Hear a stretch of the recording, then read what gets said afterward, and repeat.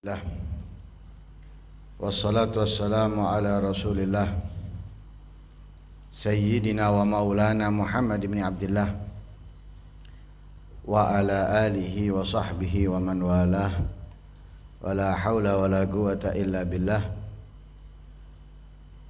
Nawayna ta'allum wa ta'lim wa naf'a wal intifa' wal mudhakarata wa tadhkir wal ifadata wal istifada wal hatha la tamassuki bi kitabillahi wa sunnati rasulihi wa du'a ila al-huda wa dilala ala al-khair ibtigha'a wajhillahi wa mardatihi wa qurbihi wa thawabihi min Allah ta'ala. Qala al-musannif rahimahullah wa nafa'ana bihi wa anbikum fid darain amin. Khamisan, ulumul Qur'an. Kitab Tibyan fi adab hamalatil Qur'an lil Imam Nawawi. Thumma manzumat at-tafsir li Zamzami ma'a syarihiha Nahj at-Taysir lil Maliki. Menyempurnakan pembahasan kita di Al-Qur'an. Pertama, kedua, ketiga, keempat telah kita bahas, yaitu menghafal. Di dalamnya pembahasan tentang cara menghafalkannya dan agar kuat di dalam menghafal. Yang kedua, pembelajaran di dalam membaca, apa yang harus diketahui dan difahami di dalamnya. Ketiga, tajwid. Keempat, tafsir.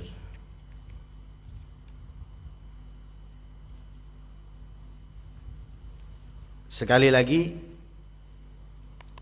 Al-Qur'an ini tidak cukup kita baca, tapi harus kita fahami, karena di dalamnya rujukan dari setiap ilmu yang kita pelajari, hukum-hukum dari ibadah, muamalah, nikah, dan lainnya. Sumbernya Al-Qur'an. Yang kedua, selain menjadi rujukan hukum di dalam ibadah kita, di dalam muamalah kita, di dalam munakahah dan lain sebagainya, juga rujukan untuk meraih kehidupan yang bahagia, kehidupan yang menyenangkan di dunia dan di akhirat. Lah, kalau kita hanya membaca, maka kita tidak akan mendapatkan banyak ilmu, banyak pengetahuan, pemahaman dari Al-Qur'an. Beberapa sahabat, di antaranya insyaallah Ibnu Mas'ud,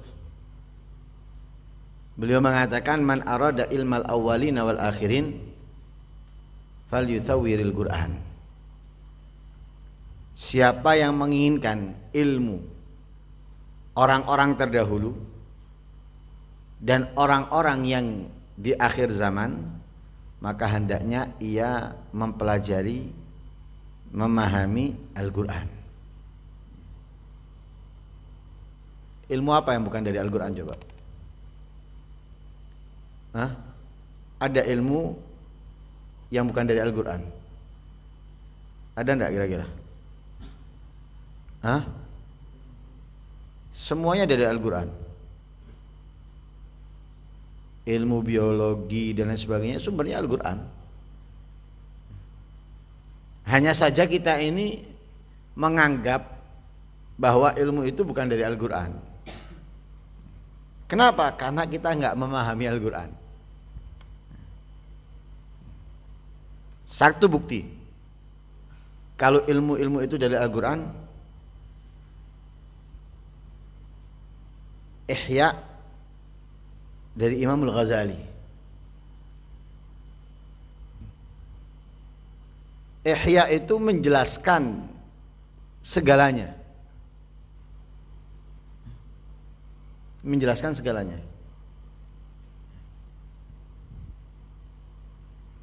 Komplit, lengkap.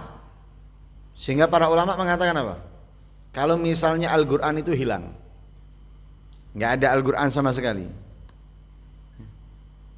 maka mereka bisa mengeluarkan Al-Quran dari Ihya.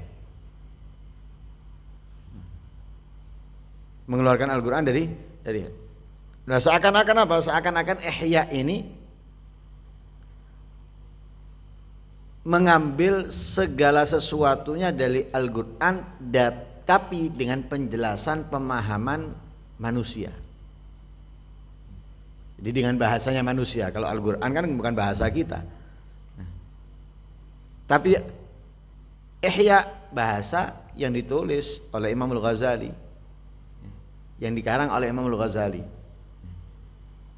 Lah ini semuanya istimbatnya, apa yang ada di dalamnya dari Al-Quran. Bahkan ada perkataan yang lain yang mengatakan kadal ihya ayyakuna Qur'anan. Ihya itu hampir menjadi seperti Al-Quran. Kenapa? Secara manusiawi itu lengkap, komplit. Secara manusiawi lengkap dan komplit, hampir tidak ada yang ditinggalkan.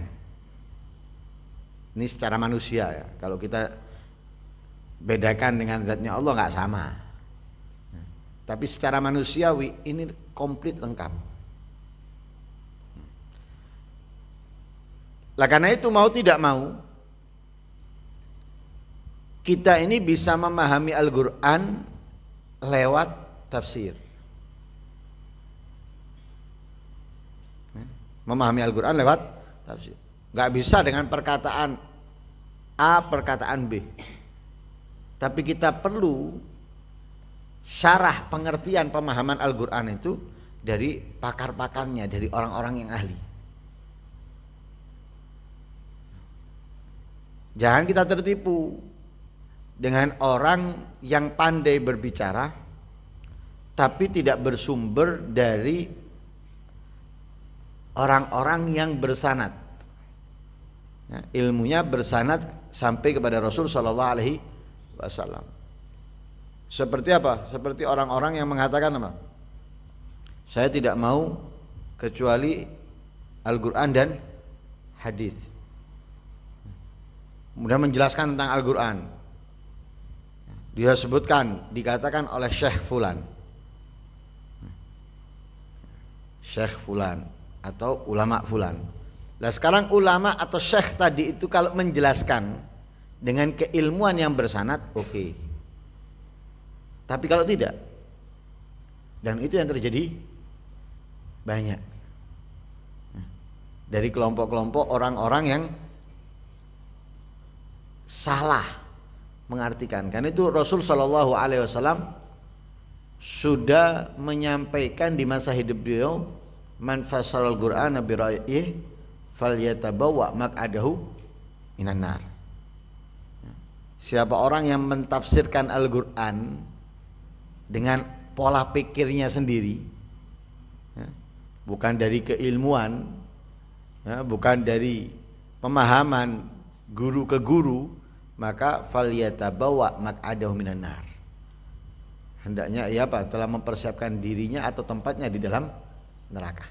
Nah, karena itu kita harus mempelajari tafsir ini pelan-pelan, sedikit demi sedikit. Karena itu di pertemuan yang lalu dijelaskan Kalau sudah benar-benar hafal juz 30, ya, kemudian juz 29, di situ sambil diiringi mempelajari tafsir. Dari apa? Surat-surat pendek. Surat-surat pendek.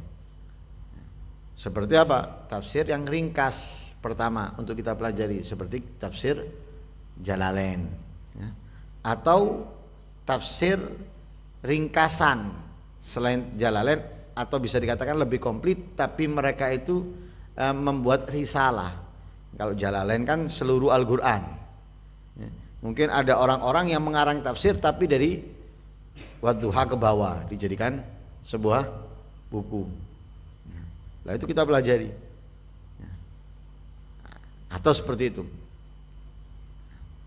Setelah surat-surat pendek sampai amma selesai, baru ke juz 29, meningkat dan meningkat. Seperti di pertemuan yang lalu kalau masih ingat, ya, Al-Hayy Umar bin Muhammad bin Salim bin Hafid itu setiap hari Senin malam Selasa ada pengajian atau rutinan yang dinamakan dengan Jalsatul Itsnain. Lah dalam Jalsatul Itsnain ini yang dibaca adalah tafsir dari awal. Jadi surat Al-Fatihah, ya, sampai entah sekarang ini juz berapa, ya. Kemudian dari beberapa tahun yang lalu, 10 tahun atau 15 tahun yang lalu, beliau mengawali di bulan Ramadan khusus itu tafsir dari belakang, dari An-Nas, dari belakang setiap Ramadan. Jadi tafsir dari belakang itu setiap Ramadan. Tapi kalau Senin enggak, dari awal. Ya misalnya datang Ramadan lagi melanjutkan, berhentinya tahun kemarin, tahun ini Ramadan itu di mana, dilanjutkan. Lah dengan pemahaman yang indah dari tafsir-tafsir yang ada. Tentunya disampaikan oleh beliau dengan bahasa yang mudah untuk kita pahami, yang mudah untuk kita cerna. Mungkin yang main medsos bisa kita lihat potongan-potongannya itu di Instagramnya Al-Hayy Umar. Bagaimana beliau memetik ayat dengan mentafsirkannya. Mudah untuk difahami dan mudah untuk kita, sehingga apa? Membuka kita. Jadi ketika kita membaca itu, oh maksudnya seperti ini, ya, pemahamannya seperti ini, sehingga ketika kita membaca itu benar-benar bisa apa? Menghayati, mentadabburi, dan itu tujuannya. Nah, itu tujuannya. Tujuannya diturunkan Al-Quran untuk apa? Ditadabburi. Lihat tadabbaru ayati, untuk ditadabburi. Lah mentadabburi itu apa? Dengan pemahaman. Kalau ada orang mentadabburi tanpa pemahaman, nggak mungkin. Nggak mungkin. Makanya kenapa kita ini kalau baca Al-Quran itu kesusu, nah, terburu-buru, karena kita nggak mentadabburinya. Coba kalau kita baca WA atau baca cerita, ya apa kita baca? Asyik. Kenapa? Karena kita paham, kita ngerti. Baca. Dari membaca ini dalam pikiran kita sudah terbayang, sehingga kadang-kadang kita nggak perlu melihat, bisa menceritakan, mengembangkan dari apa yang kita baca itu dengan masalah dan masalah. Lah seperti itulah mereka yang memahami Al-Quran. Membacanya itu asik, mendapatkan apa? Kelezatan. Nah, karena itu harus dipelajari tafsir. Yang kelima yaitu ilmu Al-Quran. Nah, setelah keempat tafsir, yang kelima adalah ilmu Al-Quran. Lah ilmu Quran ini perlu kita pelajari dari mana? Pertama, kitab At-Tibyan fi Adab Hamalatil Quran, karyanya Imam Nawawi. Disebutkan di situ tentang adab, disebutkan di situ tentang hukum, bahkan disebutkan di situ tentang Kalau kita membaca Al-Quran berhentinya itu di mana? Karena terkadang kalau kita membaca itu berhenti di akhir juz, itu nggak pantas. Berhentinya di akhir juz nggak pantas. Kenapa? Akhir juz itu dengan berikutnya masih tersambung, sehingga kita dianjurkan untuk melanjutkannya beberapa ayat. Seperti contoh apa? Di juz 22 kalau nggak salah, ya, juz 21 ke juz 22 kalau nggak salah. Itu ada ayat yang menerangkan tentang apa? Keluarga Nabi, istrinya Nabi. Yang disebutkan tentang apa? Allah memerintahkan Nabi untuk memberikan pilihan kepada istrinya, menerima keadaannya Nabi atau menginginkan dunia. Allah memerintahkan Nabi Muhammad untuk memberikan pilihan kepada istrinya. Kalau mereka memilih Nabi, lanjut jadi istrinya Nabi. Kalau mereka menginginkan tidak yang diinginkan oleh Nabi, akan diceraikan oleh Nabi dengan cerai yang baik. Wa usarihkunna sarahan jamila. Nah itu kalau kita berhenti di akhir juz 21 kalau nggak salah, itu nggak cocok. Mendingan berhentinya itu di ayat pertama ketika Allah memerintahkan Nabi Muhammad untuk mengatakan kepada istri-istrinya. Jadi perintahnya Allah kepada Nabi Muhammad untuk disampaikan kepada istrinya, lebih baik berhentinya di situ. Atau kalau kita lanjut, berarti lanjutkan sampai ayat yang menerangkan tentang istri-istrinya Nabi kalau melakukan kebaikan mendapatkan 2 kali lipat, begitu juga melakukan dosa. Sama halnya dengan apa? Sama halnya juz 4 ke juz 5. Itu bagusnya berhenti di mana? Di Hurrimat alaikum ummahatukum.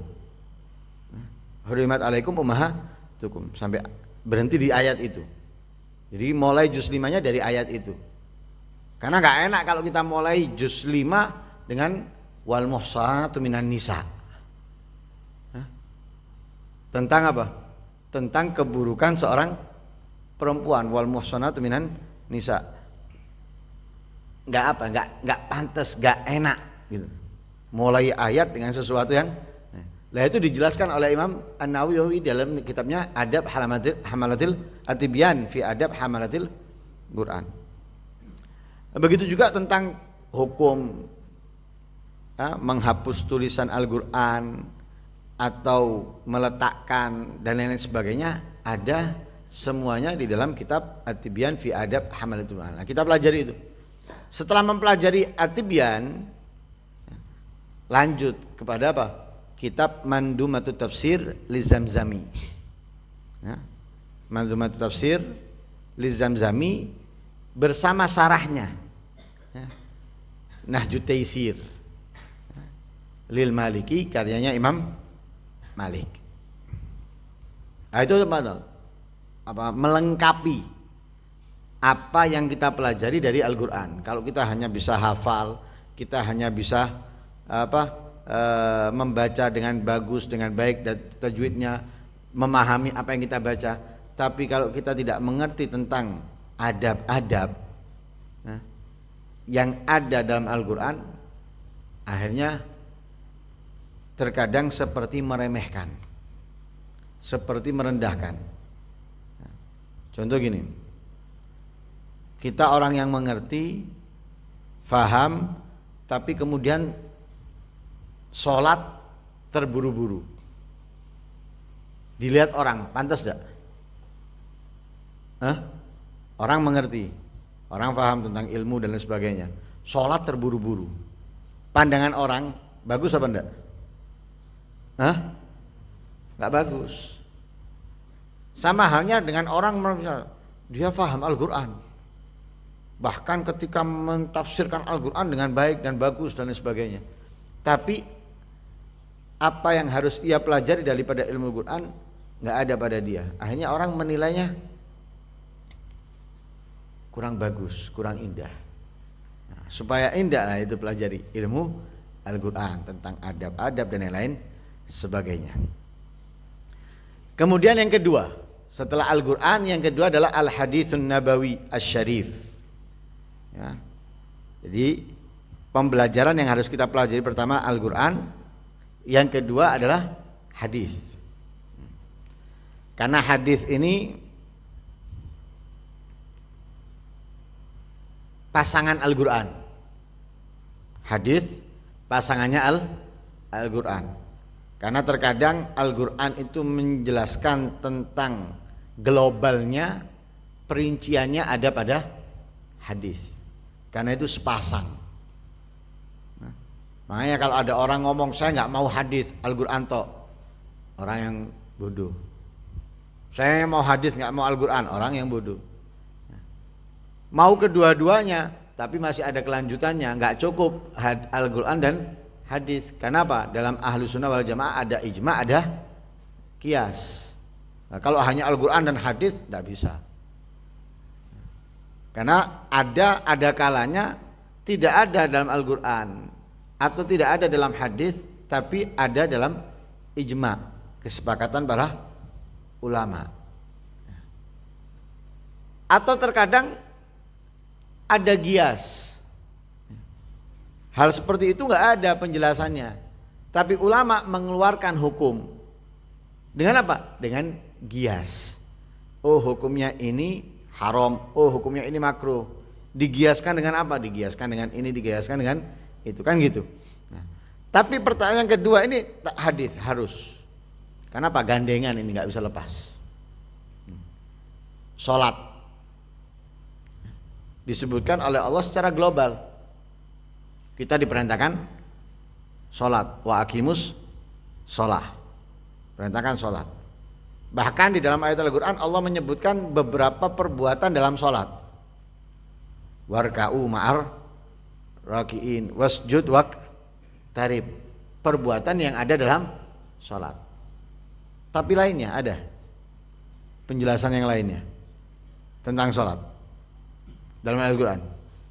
Nggak ada. Global, diwajibkan kita sholat, tapi nggak dijelaskan bagaimana caranya sholat. Tidak ada penjelasan caranya sholat. Perbuatan dalam sholat disebutkan di dalam beberapa ayat, tapi penjelasan bagaimana caranya sholat nggak ada. Lah dari mana kita bisa tahu? Sholat itu ada takbir, ada berdiri, ada ruku, ada i'tidal dan sebagainya. Penjelasannya Rasul Shallallahu Alaihi Wasallam dalam hadisnya.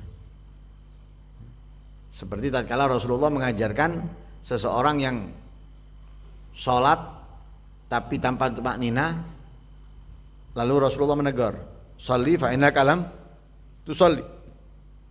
Sama Rasulullah tegur, sholat lagi, kamu belum sholat. Dia nggak paham kesalahannya di mana.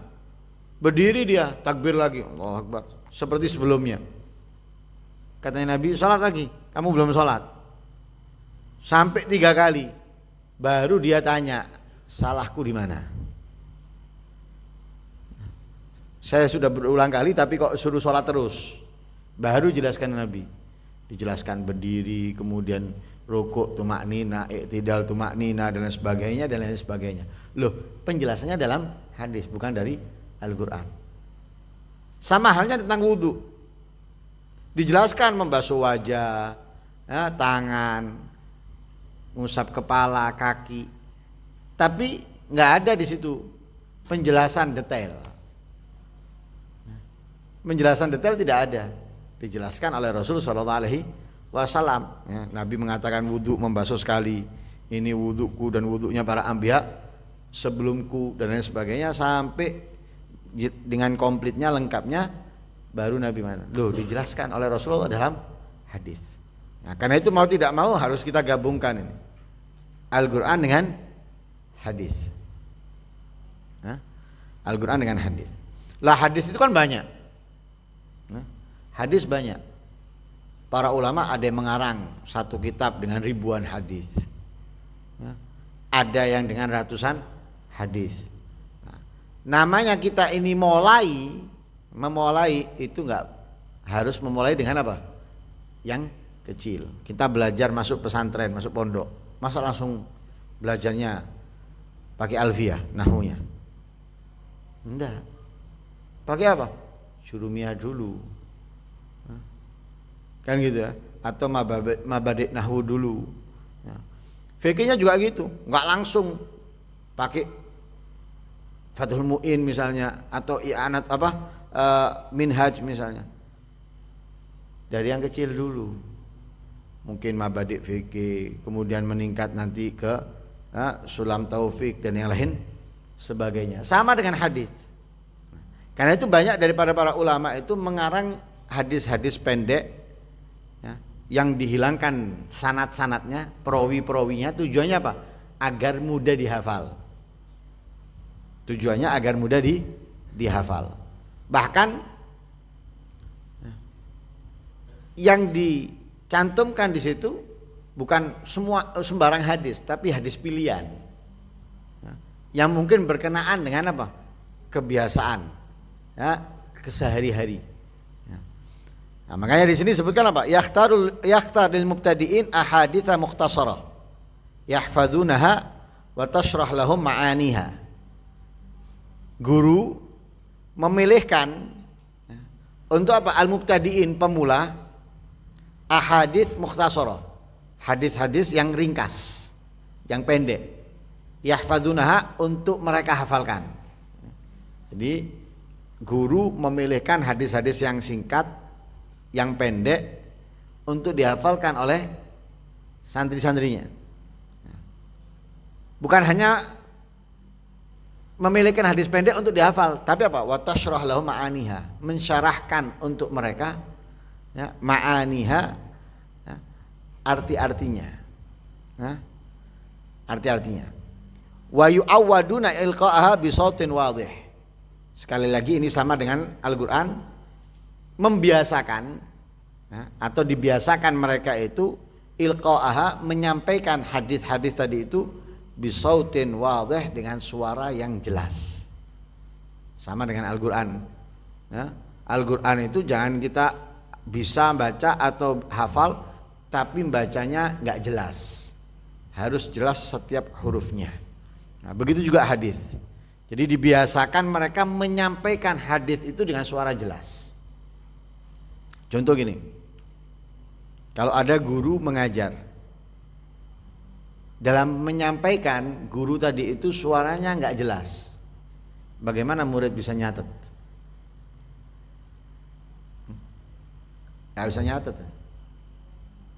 Supaya bisa mereka catat pemahaman, pengetahuan daripada guru tadi itu, guru menyampaikan dengan suara yang jelas. Nah begitu juga ketika guru memerintahkan murid-muridnya menghafal, baik itu dari Al-Qur'an ataupun hadis, ketika mereka diperintahkan untuk membacanya, harus dibiasakan mereka membacanya itu dengan suara yang jelas. Nah, jadi minimal itu mengeluarkan huruf pada makhrajnya. Ya. Karena apa? Khawatir yang nulis salah huruf. Kenapa salah? Karena yang menyampaikan nggak jelas. Suara hurufnya enggak jelas, salah. Nah, kalau salah itu kan bisa berubah arti. Ya, bisa berubah arti. Wa gatamat ikhtiyar ahadits min Syifa'is Sagim li Habib Muhammad Al-Haddad nafa'anallahu biha wa bihi. Beliau menyampaikan di sini telah sempurna pemilihan hadis-hadis dari Syifa'us Sagim, karyanya Al-Habib Muhammad Al-Haddad. Habib Muhammad Al-Haddad ini mertuanya Al-Habib Umar, juga mertuanya Al-Habib Zain bin Sumit. Setelah dipilih hadis-hadis yang singkat, ada Syifa'us Sagim. Ya, Syifa'us Sagim itu hadis yang pendek-pendek yang dirangkum oleh Al-Habib Muhammad Al-Haddad. Hadisnya itu jumlahnya 360 atau 361 hadis. Di situ beliau jelaskan, ini hadis pendek, kalau misalnya sehari dihafalkan satu, berarti 1 tahun dia telah hafal semuanya. Hadisnya pendek. Ya. Seperti contoh yang mungkin yang bisa dikatakan panjang itu innamal a'malu binniyat, sama hadis tentang ana inda dhanni abdi bi falyadun nabi masya. Kemudian idza dzakarani fi nafsihi dzakartuhu fi nafsi wa idza dzakarani fi malain dzakartu fi malain fi malain au malain khairim minhum in taqarraba ilayya shibran taqarrabtu ilaihi ba'd. Itu mungkin yang paling panjang. Dua hadis ini yang paling panjang. Lain-lainnya pendek-pendek. Pendek-pendek. Malah ada yang cuma beberapa kalimat. Nah, seperti contoh yang disebutkan di situ, bullu arhamakum walau bisalam. Cuma pendek, sebanyak 360 atau 360 hadis. Jadi kalau dihafalkan setiap harinya satu tahun sudah hafal satu kitab itu. 360 hadis. Ya, dan di situ dibuat huruf. Ada huruf alif, ada huruf ba, ada huruf ta, ada huruf tha sampai akhir. Lah setelah itu ya, ada kitab apa? Tsumma yakhfadun al-arba'in an-nawawiyah, menghafalkan hadis arba'in. Lah hadis arba'in ini agak sulit ketimbang Syifa'us Sagim tadi. Benar Syifa'us Sagim secara jumlah lebih banyak, 300 lebih. Arba'in Nawawiyah cuma hanya 42 hadis kalau nggak salah. 42 hadis kalau nggak salah. 42 hadis. Tapi agak sulit. Kenapa agak sulitnya? Karena ada rawi-rawi. An Abi Hafsin Umar bin Khattab radhiyallahu anhu qol, atau an Abi Abdurrahman, atau an ini baru sami'tu Rasulullah sallallahu alaihi wasallam yaqul, dan hadisnya juga terkadang panjang-panjang. Hadisnya juga panjang-panjang. Seperti contoh tentang hadisul qudsi. Ya. Hadisul qudsi cuplikannya yang diantaranya yang dikatakan oleh Allah di situ akhirnya itu ala kullukum dhalin illa manis tahdaitu fastahduni ahdikum dan lain sebagainya. Itu dikatakan panjang tapi agak sulit. Begitu juga di akhir-akhir hadis. Lah setelah mereka menghafal ini juga disyarahkan juga, ya, disyarahkan kepada mereka, artinya dijelaskan kepada mereka. Wa yu'awwaduna ma'ilqaiha al-bad' bil basmalah wal hamd bil basmalati wal hamdalah wassalah ala nabi wa alihi wa sahbihi wa tanawul syai'in min syarhiha wal khatam bid du'a wassalah ala nabi sallallahu alaihi wasallam. Lah dibiasakan pula dalam menyampaikannya itu dengan memulai apa? Dengan bismillah, hamdalah, alhamdulillah, kemudian sholawat kepada Nabi, keluarganya dan para sahabat, dan memberikan kepada mereka sedikit ya, daripada syarahnya, ya, syarah-syarah hadis yang dibacakan tadi itu, kemudian ditutup dengan doa dan sholawat kepada Nabi Shallallahu Alaihi Wasallam. Artinya apa?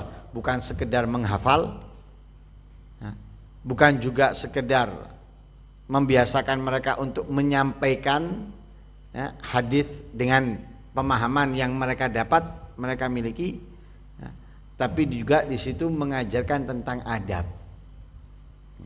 Sudah diajarkan, mereka sudah hafal, mereka sudah dijelaskan tentang arti daripada hadis ini, maksud daripada hadis ini. Kemudian dibiasakan mereka untuk menyampaikan hadis itu ya, dengan syarahnya sedikit, diawali seperti orang ceramah dengan alhamdulillah, sholawat kepada Nabi, bismillah, alhamdulillah, sholawat kepada Nabi, ya. Kemudian ditutup dengan doa, ya, ditutup dengan doa, sholawat kepada Nabi Shallallahu Alaihi Wasallam. Setelah kitab Arba'in Nawawiyah, kemudian kitab Nurul Iman min kalami Habibir Rahman. Ini karyanya Lahi Umar, ya. Hadis Lahi Umar punya beberapa karya hadis yang kecil-kecil, yang pendek-pendek. Ada Mukhtarul Hadis, ya. Mukhtarul Hadis itu ringkasan, ya. Mukhtarul Hadis itu ringkasan daripada kitab Syifa'us Sakim mertuanya, ya. Kalau Al-Habib Muhammad Al-Haddar itu meringkas mengumpulkan hadis-hadis Syifa'us Sakim, ya. Al-Habib Umar meringkas dari Syifa'us Sakim ini, diringkas, ya, menjadi Mukhtarul Hadis, ya. Mukhtarul Hadis ada 51 hadis, ya, 51 hadis ringkasan daripada kitab Syifa'us Sakim milik mertuanya juga gitu, ya, diawali dengan huruf-huruf, tapi nggak dicantumkan. Kalau Syifaus Sakim itu dicantumkan harful alif, disebutkan beberapa hadis. Nanti harful ba. Kalau Mukhtarul Hadis ini enggak, ya, tapi bisa kita ketahui, ya, dari awal-awal hadisnya. Sehingga kalau kita baca, ya, kalau dalam kitab Mukhtarul Hadis itu yang pertama innamal a'malu binniyat, yang kedua abghadur rijal, yang ketiga ittaqillaha haitsuma kunta, yang keempat ahabbul bilad ilallahi masajid 2. 4 hadis dari harful alif. Kemudian dilanjut dengan harful ba, birru aba masih harful alif, ahibbullaha 5, ahibullah 5 yaghdum 5. Kemudian lanjut ke ba, birru abaakum tabirukum abnaukum, kemudian dilanjut lagi huruf ba yang lainnya sampai nanti ketemu sa, jim dan yang lain sebagainya. Nah, kemudian meningkat ke Arba'in Nawawiyah, dari setelah itu meningkat lagi ke Nurul Iman. Nah, maaf tadi salah. Wa qaddama ikhtiaru ahadits min Syifa'is Sakim, itu yang dimaksud adalah kitab Mukhtarul Hadis. Ya, ringkasan daripada kitab Syifaus Sakim. Ya. Kemudian meningkat ke Arba'in Nawawiyah. Dari Arba'in Nawawiyah meningkat ke Nurul Iman. Jadi hadisnya Mukhtarul Hadis itu ada 51 hadis, ya. Meningkat ke Arba'in Nawawiyah 42 hadis, lebih panjang ini, ya. Karena di Mukhtarul Hadis itu cuma qala Rasulullah, ya, qala Rasulullah gitu aja. Kemudian meningkat dalam cara menghafalkan hadis itu dari kitab Arba'in Nawawiyah, menyebutkan perawinya an ibni Umar atau an Abi Abdillah dan yang lain sebagainya. Kemudian ke Nurul Iman. Nurul Iman hampir sama dengan Arba'in Nawawiyah, menyebutkan perawi, an Abi Hurairah, atau an Ummi Abdillah, Aisyah radhiyallahu anha dan lain-lain sebagainya, sebutkan an-annya. Tapi hadisnya pendek-pendek, tidak seperti Arba'in Nawawiyah. Nah, karena itu disebutkan di situ jama'a ra'i hadhil maqasid, mengumpulkan kitab Nurul Iman ini ra'i hadhil maqasid, yaitu yang memerhatikan, ya, hadhil maqasid, tujuan-tujuan ini, maksudnya kitab maqasid halaqat. Waman atama dzalik, ya, kalau sudah menyempurnakan itu, ya, atau sudah menyelesaikan itu, yaitu Mukhtarul Hadis, Arba'in Nawawiyah, Nurul Iman, ya, falyashra' fi qiraati Mukhtasar Riyadhus Shalihin, maka hendaknya ia memulai di dalam membaca ringkasan, ya, ringkasan Riyadhus Shalihin, ya, ringkasannya bukan Riyadhus Shalihinnya, tapi ringkasan daripada Riyadhus Shalihin lil Imam An-Nabhani. Ya, ringkasannya itu karyanya Imam An-Nabhani. Kalau Riyadhus Shalihinnya kan karyanya Imam Nawawi. Ya, ini ringkasannya, yaitu karyanya Imam An-Nabhani. Wal yu'allik, ya, bidhihnihi muhimmat masail syarah. Ya, menggantungkan pemikirannya, ya, masalah-masalah yang penting, ya, dalam pemahaman, dalam pengertian. Jadi bukan hanya sekedar lewat, ya, tapi dia harus memerhatikan lebih, ya. Yu'alik bidhinihi muhimmat masail syarah. Jadi harus lebih teliti lagi, ya, lebih jeli. Ya. Karena apa? Kita sudah meningkat, kualitasnya itu sudah meningkat, sudah memahami hadis yang pendek-pendek, ya, pemahamannya. Lah ketika kita masuk di ringkasan Riyadhus Shalihin, jadi kita harus apa? Lebih jeli untuk mengamati perkara-perkara yang penting atau masalah-masalah yang penting di dalamnya. Wa yahfad ma tayassara lahum mimma tatul haja ilai minal hadits, dan dia juga dianjurkan apa? Menghafal, ya, yang mudah atau yang sedikit untuknya daripada apa? Hadis-hadis yang memang dibutuhkan, ya, yang memang ia butuhkan. Jadi bukan menghafalkan seluruh hadis, tapi hadis-hadis yang kita butuhkan. Hadis tentang apa yang kita butuhkan? Misalnya kita ini mempelajari fikih, ya, Dalam fikih itu ada ibadah, ada muamalah, ada munakah dan sebagainya. Berarti kita perlu menghafal hadis-hadis yang berhubungan, ya, yang memang kita butuhkan. Ya. Nah, memang kita butuhkan lah, kita hafalkan. Jadi apa yang kita butuhkan, ya hendaknya kita hafalkan hadis-hadis itu. Ya. Bukan nggak dihafalkan sama sekali, dihafalkan hadis-hadis yang kita butuhkan setelah kita mempelajari dan menghafalkan hadis-hadis yang tadi telah disebut. Semoga Allah Subhanahu wa taala memudahkan kita untuk memahami hadis-hadisnya Rasul sallallahu alaihi wasallam, ya, dan semoga kita bisa mengamalkan apa yang kita pelajari, yang kita hafalkan dan yang kita ketahui penjelasannya daripada para guru kita. Amin Allahumma amin. Wassallallahu alaihi wasallam Muhammadin wa ala alihi wasallam. Alhamdulillahirabbil alamin. Assalamualaikum warahmatullahi wabarakatuh.